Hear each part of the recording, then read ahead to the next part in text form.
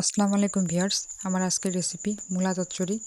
তো এই মূলা চচ্চড়িটি খেতে কিন্তু অসম্ভব মজাদার হয়ে থাকে। তো চলুন দেখে নেই কীভাবে খুব সহজে এটি তৈরি করে নেওয়া যায়।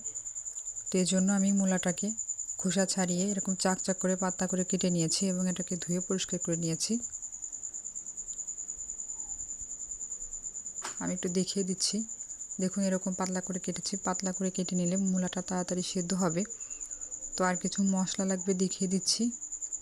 2টা পেঁয়াজ কুচি নিয়েছি, বেশ কয়েকটা কাঁচামরিচ, 1 টেবিল চামচ সরিষা আর 1 চা চামচ জিরা নিয়েছি। এখন এই মশলাটাকে শিলপাটায় বেটে নিয়েছি। তো মশলা নিয়ে এখন চলে যাচ্ছি রান্নায়। তো এই রান্নায় তেলের পরিমাণ একটু বেশি দিতে হবে। তো 3 টেবিল চামচের মতো সয়াবিন তেল ভালো মতো গরম করে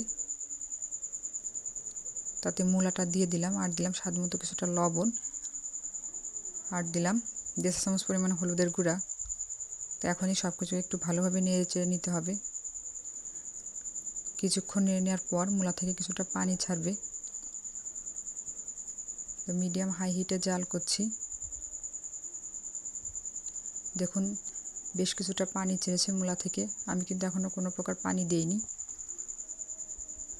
তো এখন এই মূলাটা সেদ্ধ হওয়ার জন্য পানি অ্যাড করব। খুব বেশি পানি দেওয়ার প্রয়োজন নেই, মূলাটা যাতে সেদ্ধ হয় সেই অনুযায়ী পানিটা দিতে হবে, কারণ এই পানিটা পরে সম্পূর্ণ শুকিয়ে নেব, এই জন্য অতিরিক্ত পানি দেওয়া যাবে না। তো ঢাকনা না দিয়ে আমি জাল করব। এখন মিডিয়াম হাই হিটে জাল করতে হবে। তো কিছুক্ষণ জাল করার পর যে মশলাটা বেটে রেখেছিলাম ওই মশলাটা দিয়ে দিলাম। তো মশলা দিয়ে আবার একটু মিশিয়ে নিচ্ছি।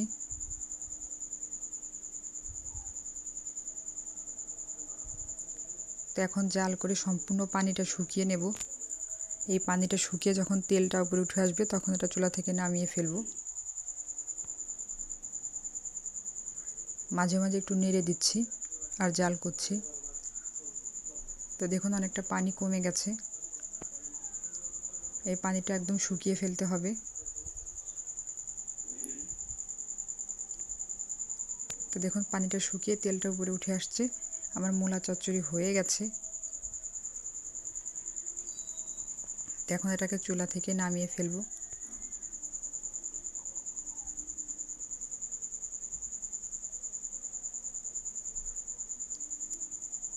তো মূলা চচ্চড়ি এখন আমি চুলা থেকে নামিয়ে নিচ্ছি। তো ভিউয়ার্স তৈরি হয়ে গেল খুব সহজে মূলা চচ্চড়ি।